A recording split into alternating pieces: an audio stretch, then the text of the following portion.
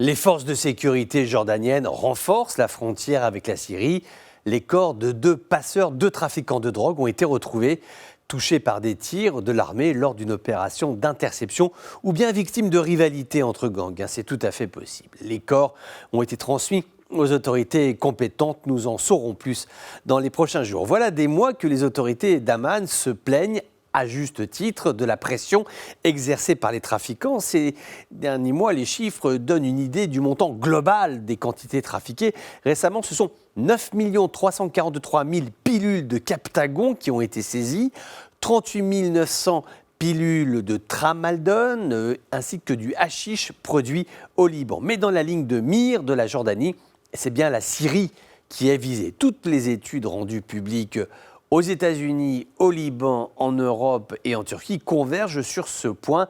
La Syrie de Bachar el-Assad est le premier pays producteur mondial de cette substance chimique hautement euphorisante qui a été surnommée la drogue des djihadistes. Elle permettait de donner un petit coup de fouet à des gamins qui allaient monter au front avec la certitude de se faire trouer la peau. D'après des centres de recherche, notamment le COAR, l'exportation de Captagon injecte 3 460 millions de dollars dans l'économie syrienne. En gros, ça équivaut environ à 20% du PIB. Donc nous sommes sur des volumes qui sont absolument colossaux, une organisation du trafic qui est quasiment étatique. Les services américains ont établi que la 4e division des forces du régime syrien, qui sont dirigées par Bachar el-Assad, donc le frère cadet du président, est responsable de la fabrication et de l'exportation du Captagon dans la région, un commerce étroitement lié au groupe Hezbollah qui lui a plutôt des accointances avec le hashish. C'est d'ailleurs une vieille histoire, quand Hafez el-Assad, le père, avait